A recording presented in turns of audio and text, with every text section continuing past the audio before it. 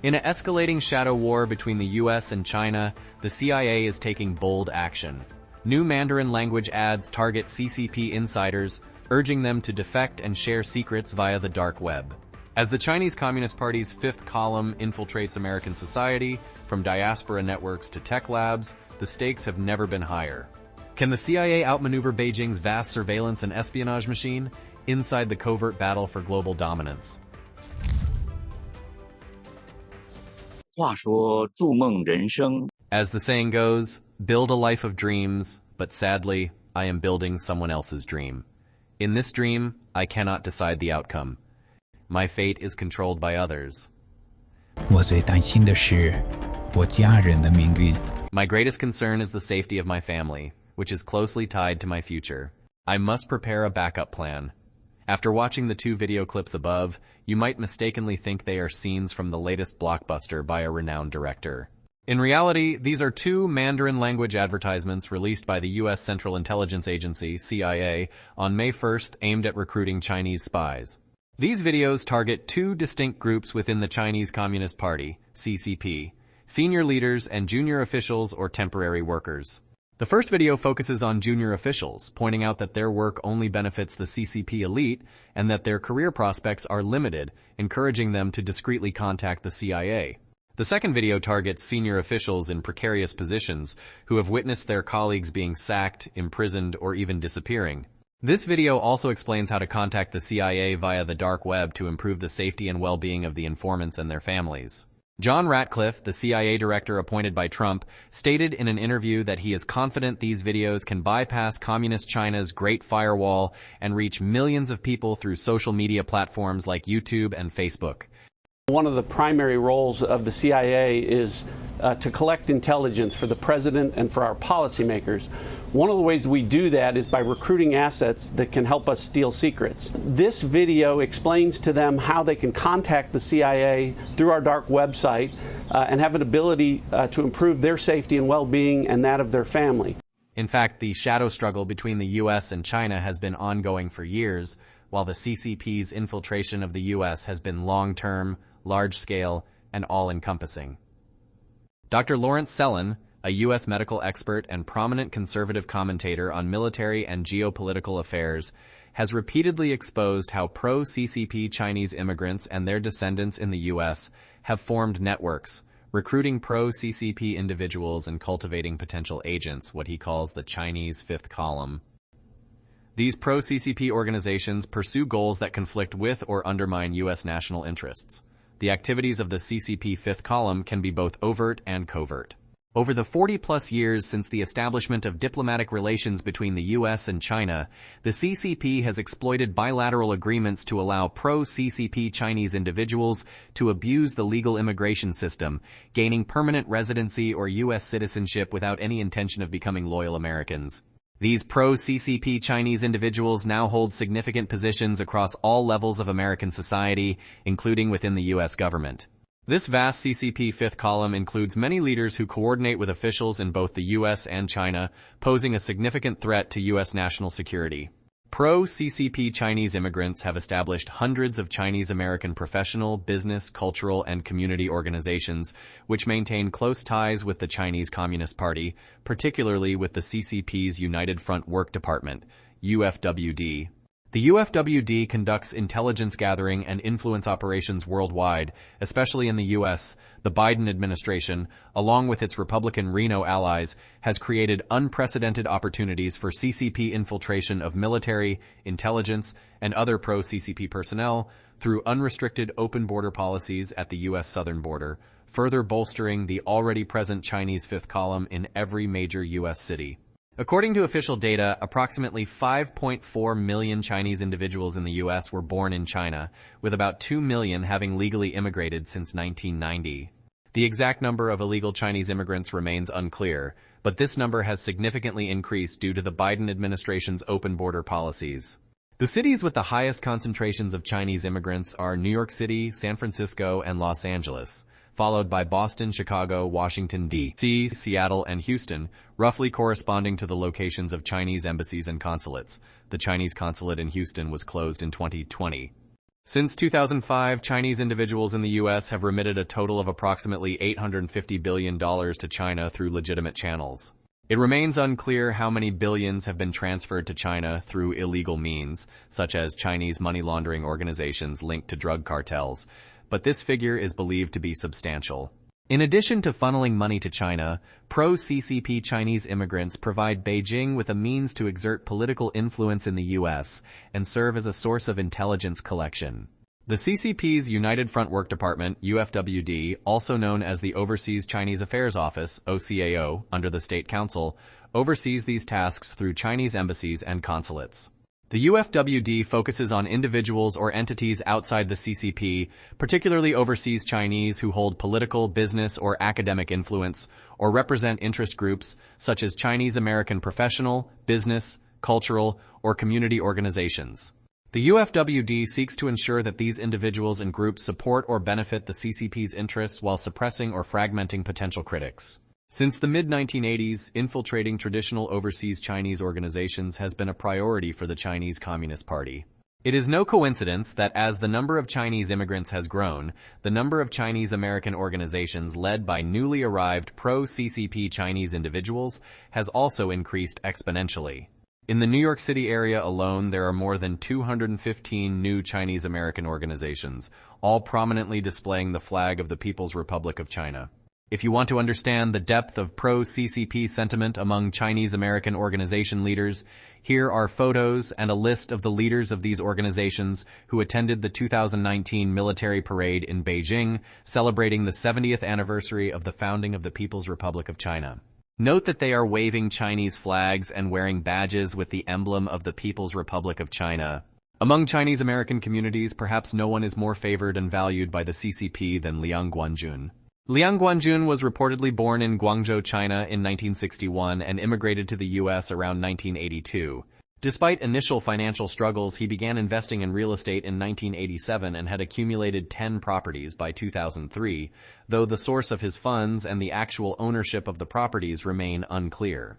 After Liang Guanjun became actively involved in political activities on behalf of the CCP, his net worth skyrocketed. He is now considered a billionaire. In September 1999, Liang Guanjun was elected chairman of the New York Chinese Community Federation, which caught the attention of the CCP.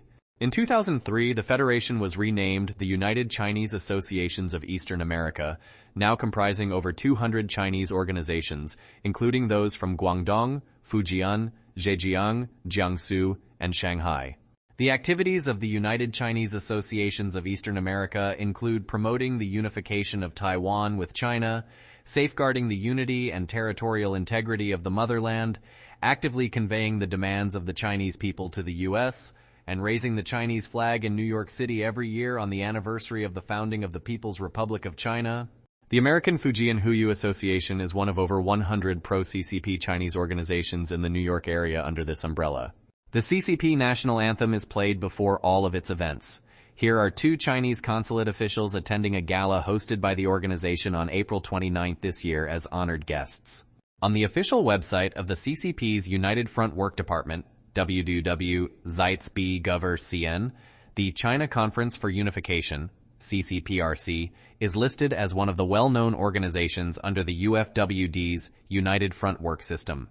As of 2019, there were 36 CCPRC chapters in the U.S. spread across 10 states: California, Illinois, Iowa, Massachusetts, New Jersey, New York, Oregon, Pennsylvania, Texas, and Washington, as well as Washington, D.C., Puerto Rico, and Guam. It is evident from photos released by CCP state media that Liang Guanjun, as the head of the United Chinese Associations of Eastern America, has an unusually close relationship with leaders at all levels of the CCP's United Front Work Department. In addition to infiltrating civilian organizations in the U.S., the CCP's penetration of the American tech sector is also significant. Since the 1980s, waves of CCP and People's Liberation Army (PLA) scientists have come to the U.S. for training, acquiring knowledge, skills, technology, and funding from the U.S. government. Some of these individuals later returned to China, applying their newly acquired American knowledge, skills, and technology to China's R&D projects, Others remained in the U.S., becoming permanent residents or U.S. citizens, and served as a support network for a new wave of CCP-loyal Chinese scientists joining U.S.-based, China-controlled labs as undercover operatives. These Chinese scientists in the U.S. established exclusive Chinese professional organizations such as the Society of Chinese Bioscientists in America, SCBA. Founded in 1984, the SCBA currently has around 2,000 members from universities, research institutes, medical institutions, and biotechnology companies across the U.S.